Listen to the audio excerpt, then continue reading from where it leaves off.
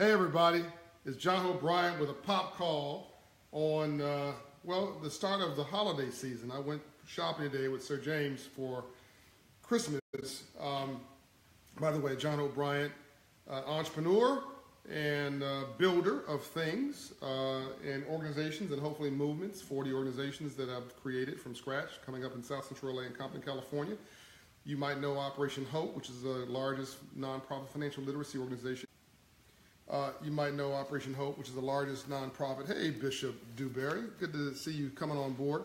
The largest nonprofit financial literacy organization in the country, financial literacy, financial inclusion organization in the country that I founded, our Bryant Group Ventures and the Promise Homes Company, which I started earlier this year. I see you guys signing on. I know it's a Saturday night. A lot of folks are out and about doing Christmas shopping. That's cool. You'll get this message. Hey, JL.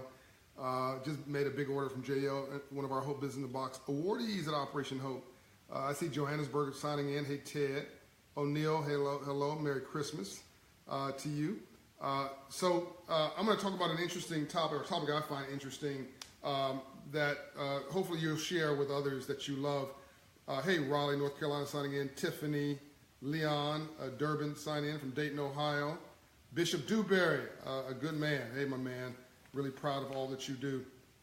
Zadwa, hello. So I don't normally go live on Saturday nights because it's pretty much a horrible night to do it. Everybody's got their plans, but I wanted to get this out in the ether and let it sort of circulate through the net. 45 million viewers of this series, by the way. 500,000 plus. JL says working on my order. We just ordered a big order for her for Christmas. One of our Hope Business Box young awardee, 16 years old and changing the world. But I wanted to get this out to you in the spirit of the holiday season. Went shopping today with Sir James for Christmas and was approached by several people. Hey, Melody Bazemore. Several people who were really inspired by the work that we do, by Operation Hope, by this book, the MEMO, that they read and said it's changed their life. And for all that I met out there, thank you for your love. And remember, limits, we have none. And if you see me out and about, please don't feel bad about stopping me.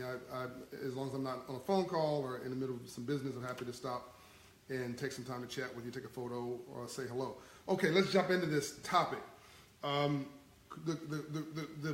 spirit of Christmas that you may not be aware of, hey, Charles Johnson, that will build you wealth. Let me go back and talk about Christmas that it may not be obvious to folks. Hey, David from Cape Town. So we all know, well, too many folks think that Christmas is about shopping and gifts. It clearly is not.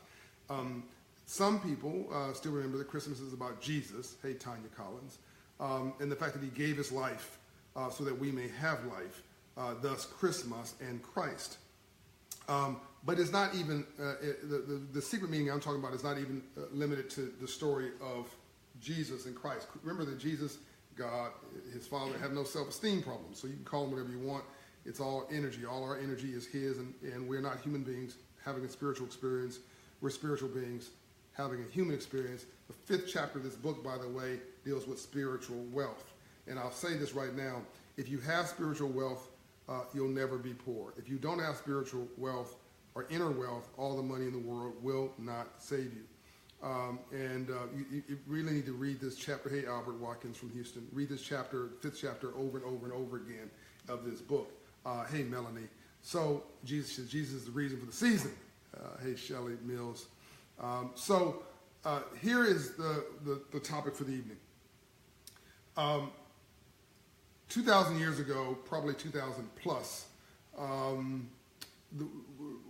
than that, we had a shift in values. And for a moment in time, and maybe you want to use Adam and Eve as a demarcation mark, but for a moment in time, we had a society with our economy sitting inside of our economy. I'm going to tell you why this Christmas season is my favorite season of the year and why it's so special. It may not be what you think, but I'm going to give you a reason for hope in your own life. So for a while, we had an economy that sat inside of our culture and our society. But then things changed, and mankind's selfishness and our insecurities and our fears and our utter arrogance hijacked our values. And now we have a culture that sits inside of our economy. And it's been that way for at least a couple thousand years. I'm going to repeat that. It used to be that we used to have an economy that's set inside of our culture.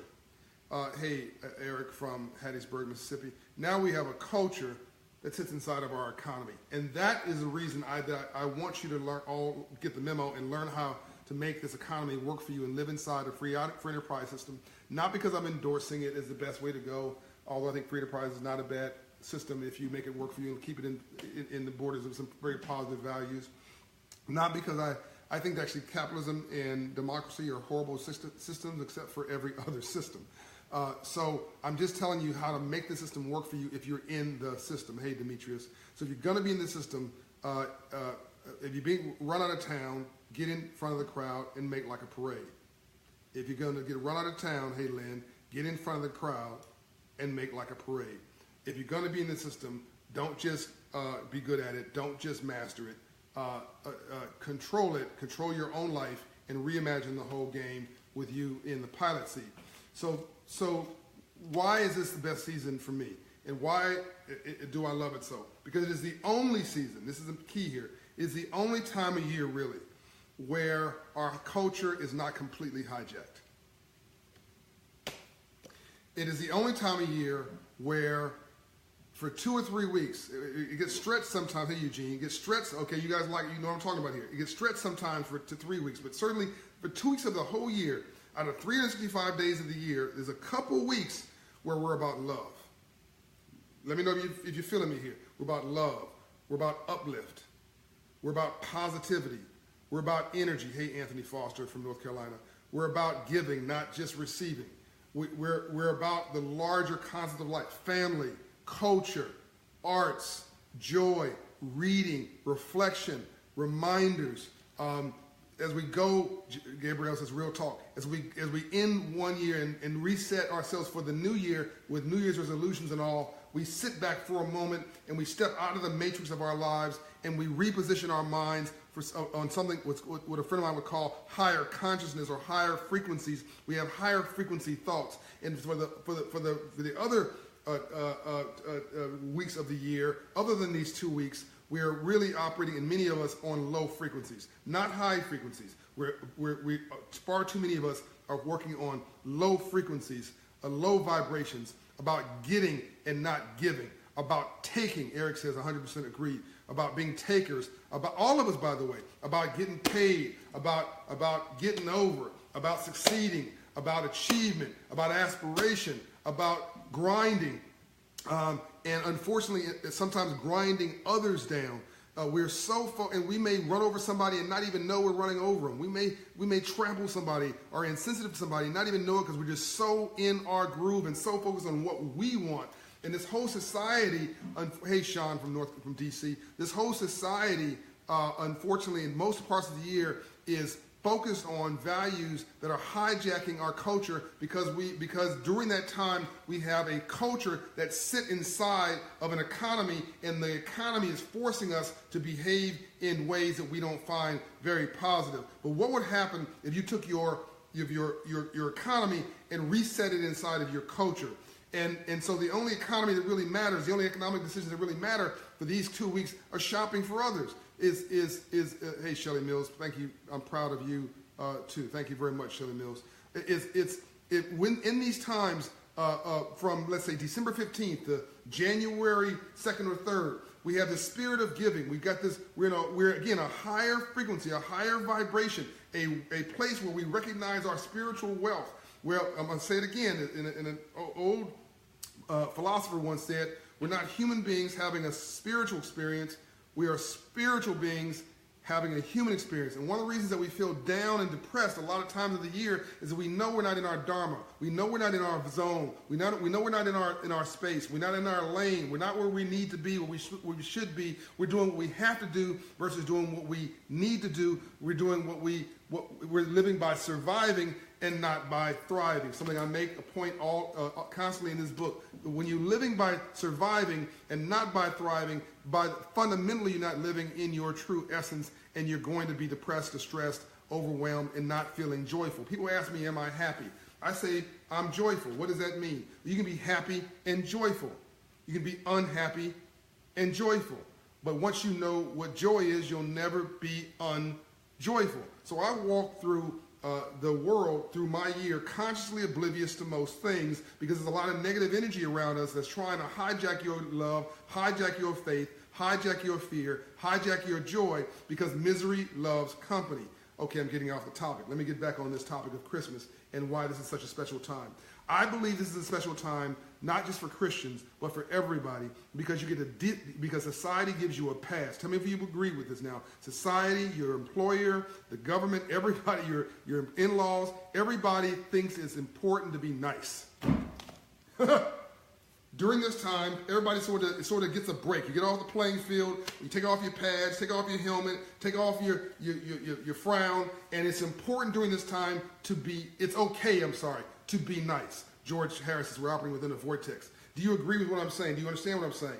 That versus being just angry and about me and about what I'm getting, hey Joyce Baxter, and about my ambition, that during this time it's like a step back, and it's about a new philosophy for a couple weeks of loving, of giving, of supporting, of caring.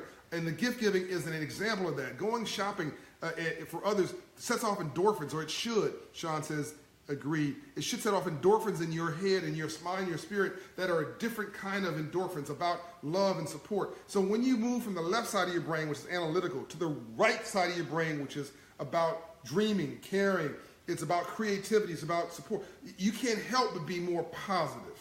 And so my gift to you tonight is to suggest that you extend these 2 weeks. Albert Watkins says, I agree. These 2 weeks of joy, these 2 weeks where you have less stress, where the 2 weeks where the world, Jamie Nelson's watching, who does a lot of my social media, good guy. A sense of togetherness, Eric says. Exactly. Give me your comments here about what are the feelings you get during this 2-week period between December 15th and just after New Year's that are different from the feelings you get for the rest of the year, and how you feel society is giving you an endorsement, if you will, to behave differently. And when you write these notes down, what these feelings are, just put them in the comments. I want you to ask yourself, what would happen if you had these feelings all year round? How would your life be different? What would you do if you knew you could not fail? Hey, Tiffany, what would you do? How would you live your life? How would you exalt your life if you knew you could not fail? How would you live your life differently? And what would happen if okay, maybe I can't guarantee you the whole year of joy. Maybe I can't guarantee you half the year of joy. But what it would happen if I could encourage you to take these 2 weeks where you're about loving, giving, joy, about fulfillment. George says unstoppable. These 2 weeks for him is about George Harris being unstoppable. Perfect. What if unstoppable went from 2 weeks to 3 weeks? If unstoppable went from 2 weeks to 4 weeks? Melody absolutely needs to be consistent. Exactly. It's kind of like, let me see. I can't read that whole comment from Eric. I'll read it and respond after. But if you make your comments, just give me a word or two. I can see it on the comments. I can repeat it. So give me a word that symbolizes what these 2 weeks mean for you. And it's important that they come from your soul and your heart.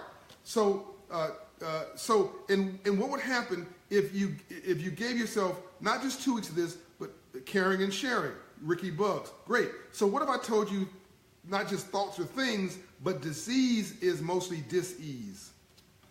So to Ricky's comment of caring and sharing, what if I told you that a lot of disease is mostly dis-ease? That if you go in the hospital and you say I'm going to die, there's a 50% chance that you'll die. It has nothing to do with the doctors.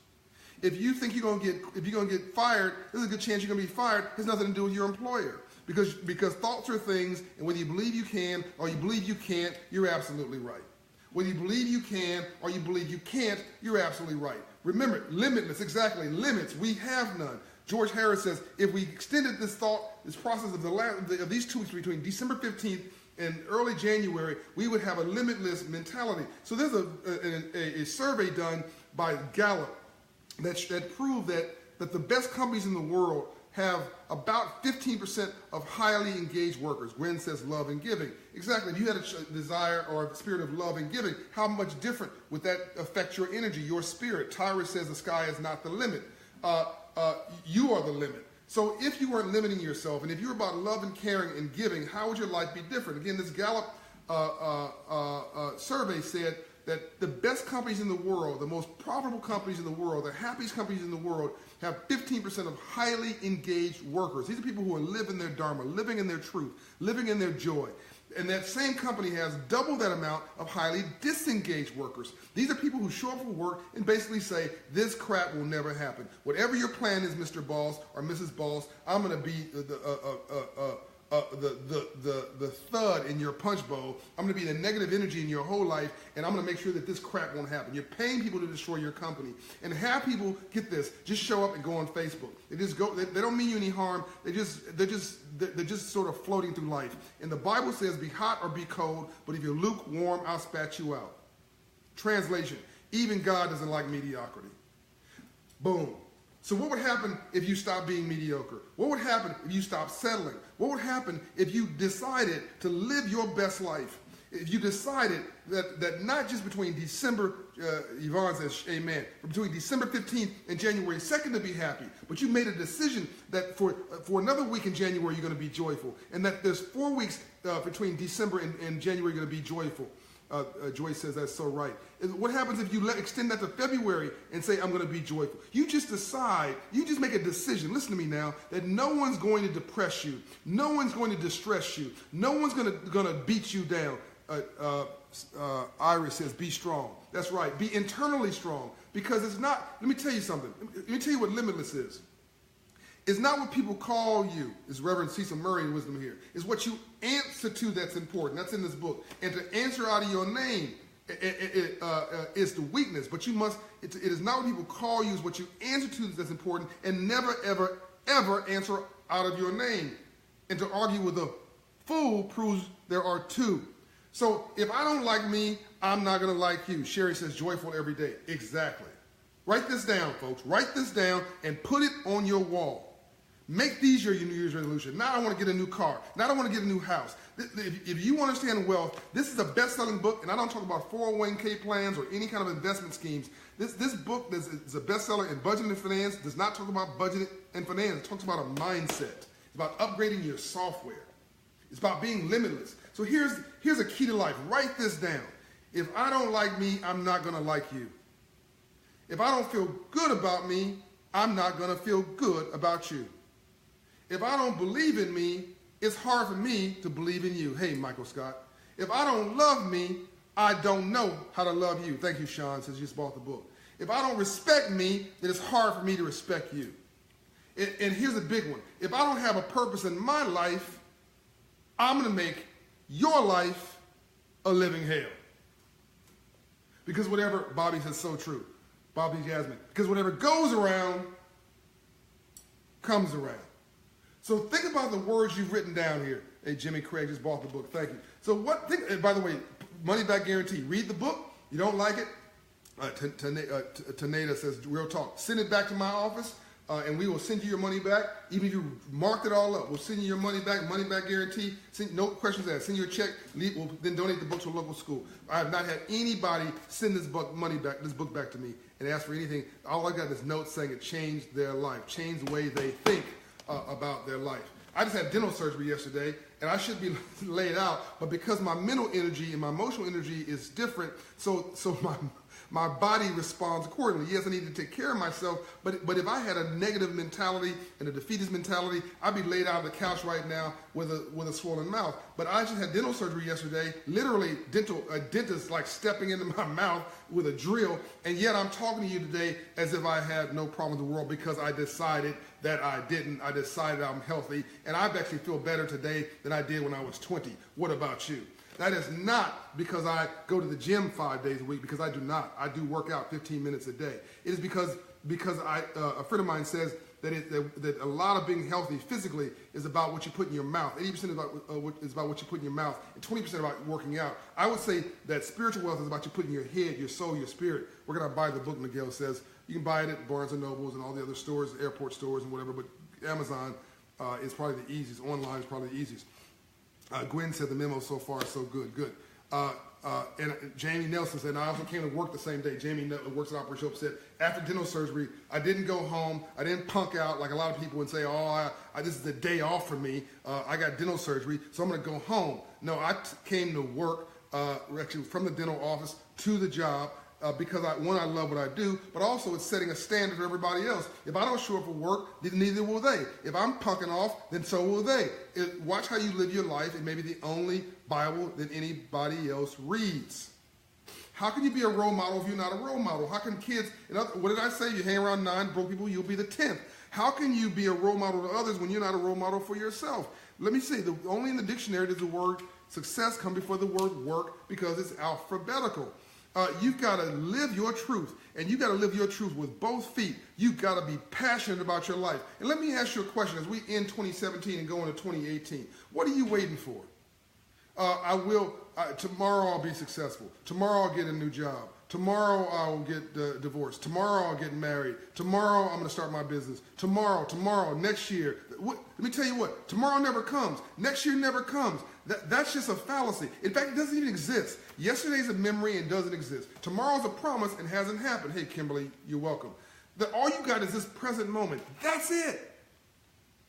And why are people miserable? Because they've got one foot in yesterday, worrying about woulda, coulda, shoulda. I was abused. What Quincy Jones says, we all need a moratorium on childhood trauma.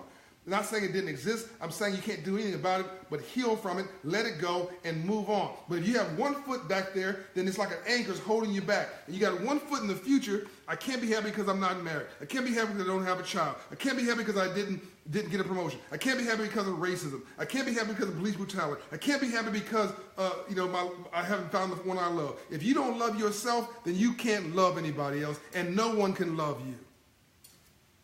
Because you can't give anybody what you do not have. Are you hearing me?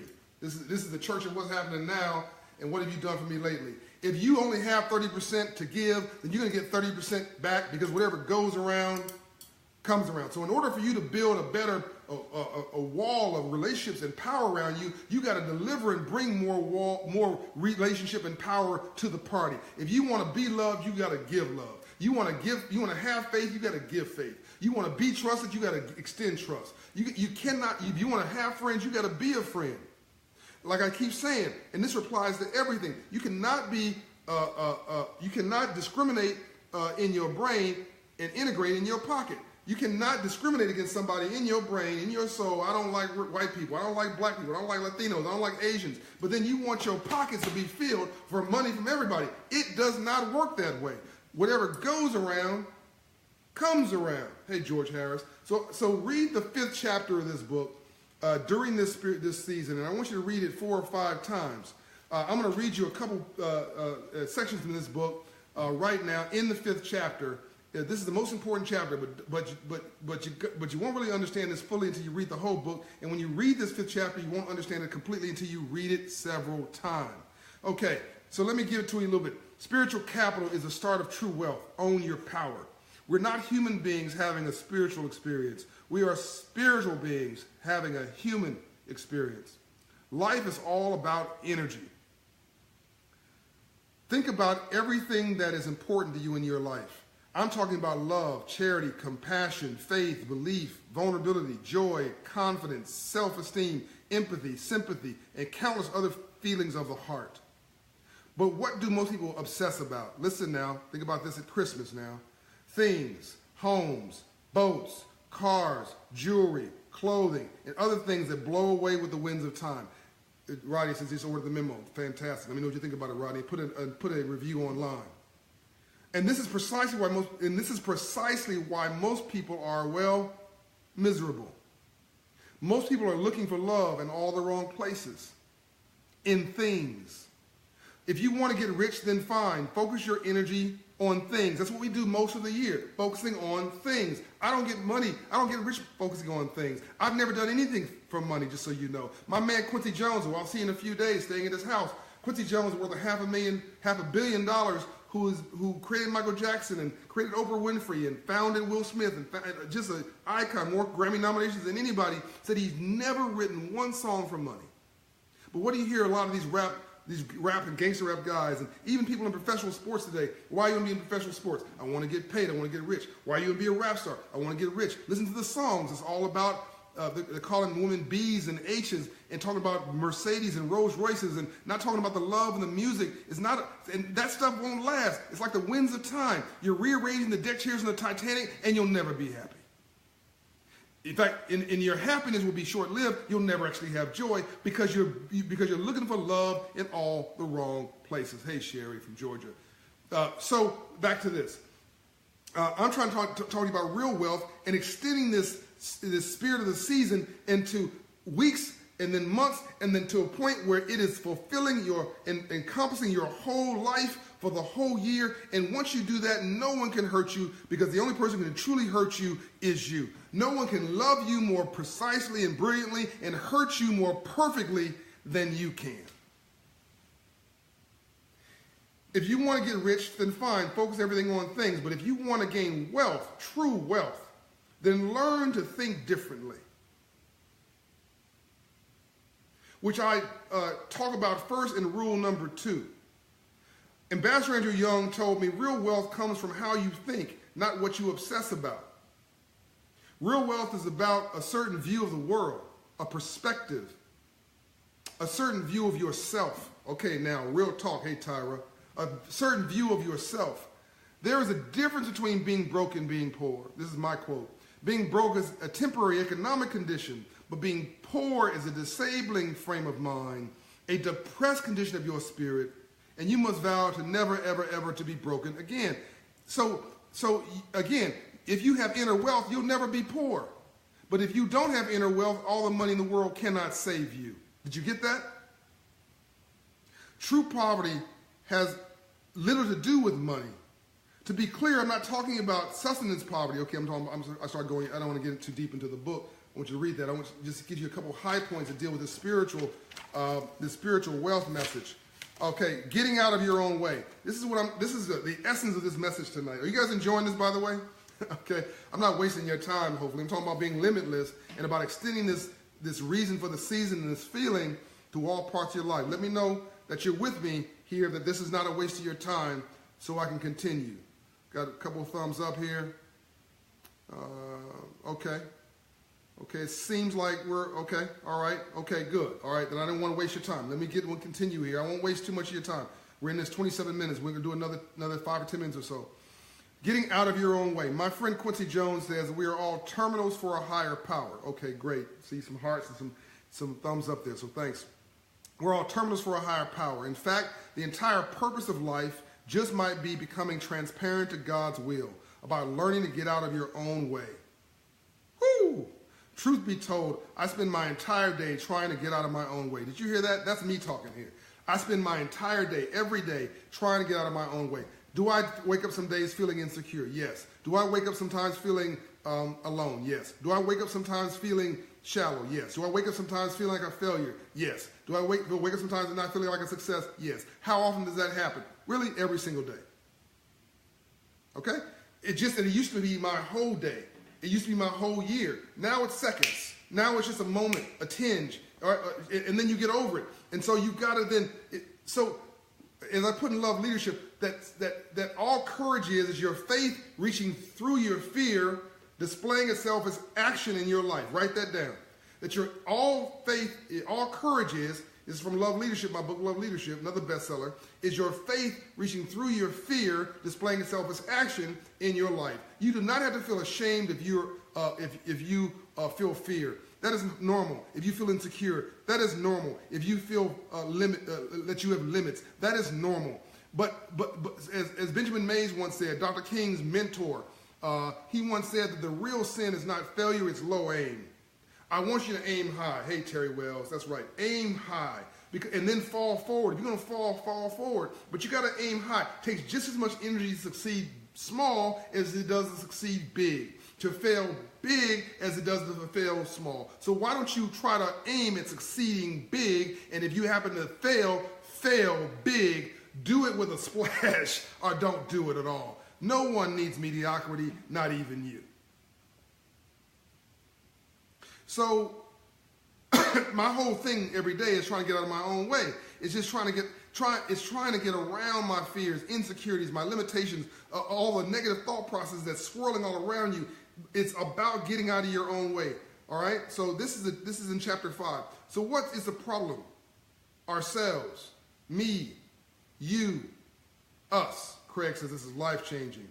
I remember asking my friend, the world-renowned philosopher, Dr. Pekka Himanen, co-founder of Global Dignity. Go back and watch this with your family, by the way. Hey, Shirley Evans. Watch this video with your family over the holidays. What matters most in life? I asked Pekka what matters most in life. He gave me a different answer than I thought. He told me that the thing that matters most is that we are most afraid of ourselves. We are afraid of ourselves. And that's why I say that there's nothing more dangerous in the world than a powerful, high-confidence, low self-esteem leader.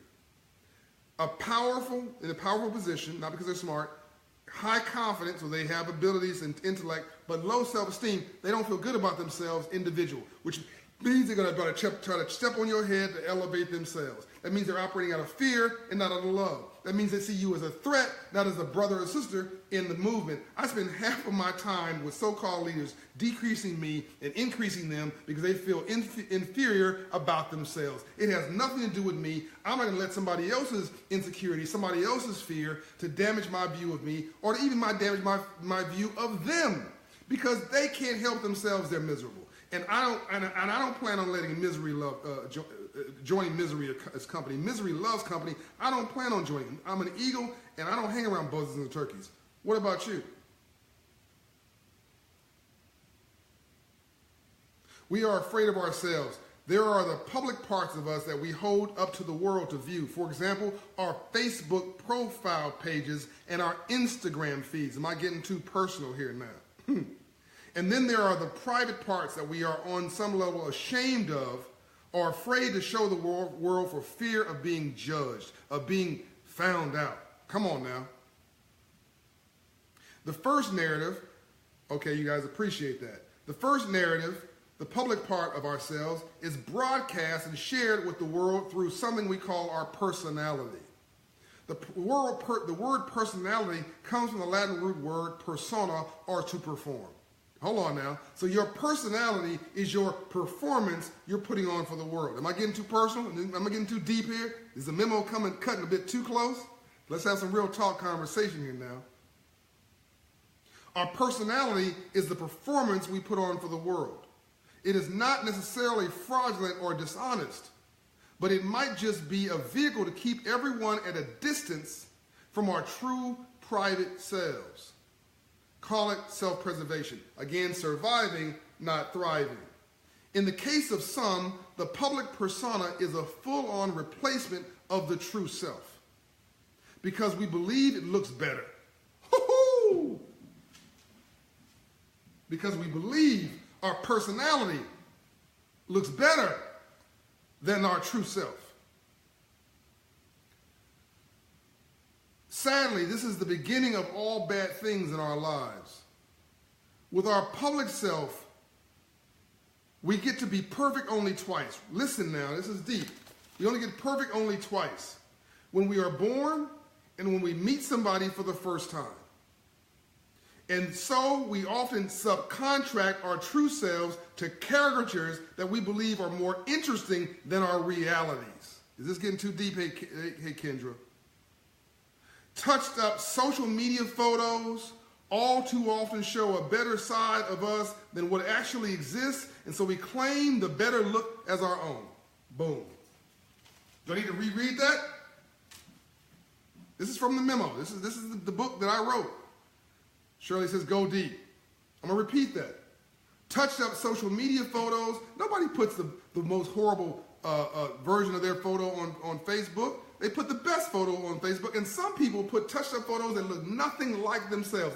They photoshopped the whole thing. It is no resemblance to them because they have their self-esteem is so impacted that they're afraid to show their true self for fear of being negatively judged, or worse, they want to show a better version of themselves because they prefer the better caricature or personality or perceived version of themselves than themselves. There's a whole thing about Hollywood and why it works. I'll get into it in a video that speaks to this whole situation. It's the only place in the world that pays you to be somebody else. Change your name, change your look, change your hairstyle, change your personality, change your interview, change your butt, change your breasts, change your whole deal, change your vibe, act like you're somebody. And then you have a bunch of managers and agents who are paid for you to then be somebody else. And you have people who go there as some Midwestern, not really interesting person. They go to Hollywood, and then their personality they assume is a collection of the images that they have played in these movies and on stage, and that caricature becomes who they are, which is why they're only happy when they're on stage. They are unhappy when they're not on stage. And I asked a friend of mine, why does John Belushi kill himself? Why does Marilyn Monroe kill herself? They're so brilliant, they're so amazing. She said this, because the same thing that gives them creative genius tears them up on a sunny day. I'm getting too deep for a Saturday night, I think. Make sure you share this video. Touched up social media photos all too often show a better side of us than what actually exists, and so we claim the better look for ourselves. This is just about the opposite of being reasonably comfortable in our own skin. Spiritual power and addiction. When we don't show up whole, comfortable, and present in our own lives, a bunch of behaviors begin to take up residence in our lives. Drinking, drug taking, smoking, complaining, overindulgence in sex, excessive shopping, oversleeping, uncontrolled social media posting, and a long list of other addictions. But none of this is really sustainable. None of this represents spiritual wealth, our true self. Addictions are reactions to emotions we cannot handle. When we have not healed from the real pain in our lives, and we have these addictions disguised as happy time, busily taking up occupancy in our emotional lives, things start to get worse fast. When there is a hole, listen now, when there is a hole in the bottom of our emotional cup of our lives, it does not matter how much more you pour into it. The cup still has a hole. Share this video. Every day, it takes more and more of the same thing to give you the same release. This is how, so you need more alcohol tomorrow than you did yesterday. You need more marijuana tomorrow than you did yesterday. You need more shopping tomorrow than you did yesterday. You need more wine tomorrow than you did yesterday, because you're filling a cup that has a hole in it, which means you never fill it up in order to give you the same buzz, because you have a sense of failure and longing in your own life. Every day it takes more and more to give you the same release. This is how people die. More and more of the wrong thing poured into their emotional cups. And long before the body dies, the spirit goes first. What did I say? We're not human beings having a spiritual experience. We are spiritual beings having a human experience. See, all this stuff flows together. That's what truth is. When truth hits you, you shouldn't have to make up a bunch of lies and a bunch of fabrications. It should elegantly just flow together. Damon says, yeah, get this book ASAP. Increasingly, what we are experiencing here in the United States and internationally is a crisis of spiritual poverty. A world that is full of fear and fading hope. A world of people, good people, God's children, who simply do not feel seen. I call them in this book the invisible people. Yvette says, very well said. Hope is the antidote to fear. Regaining your sense of self is the antidote to spiritual poverty. The first step is finding your identity project. I'm convinced that the way to save the invisible class and all of our young people who are at risk of losing hope is to help them figure out their identity project. Once you know who you are, you start to believe in yourself and your future. You begin building spiritual capital. You refocus your attention on positivity and finding your way out of the lonely wilderness of depression and fear. And go on, it goes on, it goes on. I'm going to end here. If you want me to read section by section of this book and define it and unpack it, then give me some comments here below, and I will take this book from the beginning. I'm going to Maui on a retreat middle of next week, and I will take this 12 hours of the MEMO on a road on a 4-hour road trip. Misty Craig, I think she said. I will go take this book with me on my retreat, and I'll take it, I don't know, 2 pages by 2 page, and I'll read each section and then unpack it. But I don't want to do it unless you think it's important. Tanya says yes. Let me know if others you believe this is important. If you've enjoyed me reading a little bit of this book and unpacking its meaning little by little, I'll do that on my retreat for the next 3 weeks. when I'm out in Maui. Let me know what you think. I'm not asking. Don't say yes because you think it's gonna make me feel good. I'm happy to disconnect completely. But if you think this is important, I'll be happy to do it. I keep trying to find ways to get into your brain, into your soul, to unpack you, to help to reinvent you, to help you understand you got no limits except for the limits that you place on yourself. That I came from Compton, California, in South Central LA. I was homeless for 6 months of my life. But today I travel 500,000 air miles a year. I'm one of Delta's top 1,000 travelers out of 80 million frequent flyers in the world, 2,000 plus meetings a year. And as Jamie Nelson just said, I had dental surgery, like serious dental surgery, 2 days ago, well Friday, and I showed up at work, actually yesterday morning, and I showed up at work because my mind and my spirit was right, my body decided it was right. And after a 3 or 4 hour nap, I was ready to rock and roll. That doesn't mean that's the way you should flow. I'm saying that once you get your spirit right, nothing and no one can stop you. You become limitless. And that's how you then move into 2018 with a whole new vision. Sean says yes. With a whole new vision yourself so you can extend this holiday season, this feeling of love and joy and empowerment and giving, and that you feel resilient and you feel immune to failure. You start taking no for vitamins, and people around you stop abusing you, or you stop letting them abuse you, and you stop letting people obsess or take advantage of you because they have a negative feeling of themselves and they dump that negative feeling on you, and then you start feeling negative too.